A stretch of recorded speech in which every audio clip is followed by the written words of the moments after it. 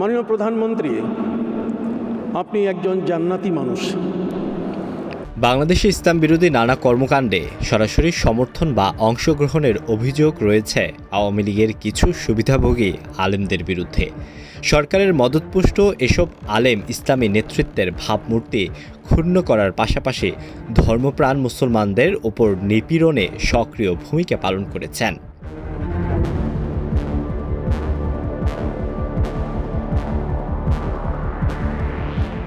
তারা সরকারি গুরুত্বপূর্ণ পদ, রাজনৈতিক সুবিধা ও অন্যান্য প্রলোভন গ্রহণ করে মূলধারার শীর্ষ আলেমদের বিরুদ্ধে অবস্থান নেন।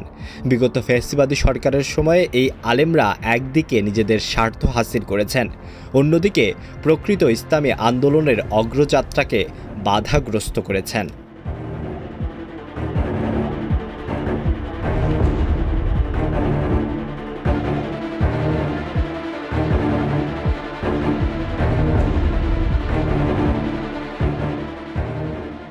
কিন্তু ৫ আগস্টের পর ছাত্র জনতার গণ অভ্যুত্থানের পর এই আলেমদের অবস্থা বদলে গেছে।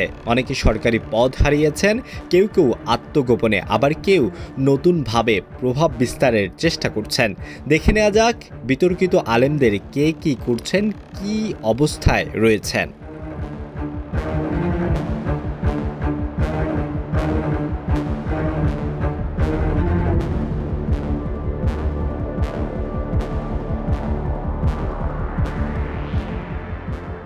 মাওলানা ফরিদ উদ্দিন মাসুদ আওয়ামী লীগের আস্থাভাজন ও কওমি অঙ্গনের বিতর্কিত আলেম ছিলেন। ইসলামী ফাউন্ডেশনের বোর্ড অফ গভর্নরের গভর্নর এবং শোলাকিয়া ঈদগাহে ইমাম হিসেবে দায়িত্ব পালন করেন। তিনি জামায়াত বিরোধী অবস্থান নিয়ে সরকারের পক্ষে কাজ করেছেন।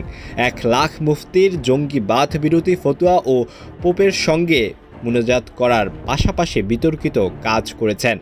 ৫ আগস্ট গণ অভ্যুত্থানের পর সরকারি পদ থেকে বিতাড়িত হন এবং বর্তমানে অসুস্থ অবস্থায় আছেন।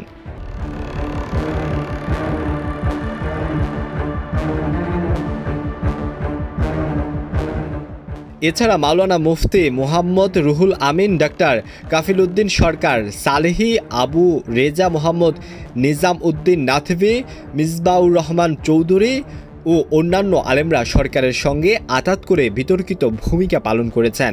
এইসব আলেমের বিরুদ্ধে দুর্নীতি, সরকারের পক্ষ থেকে ধর্মীয় প্রতিষ্ঠানে অনিয়ম করার অভিযোগ রয়েছে। ৫ আগস্ট পরবর্তী সময়ে তারা বেশিরভাগই আত্মগোপনে চলে যান।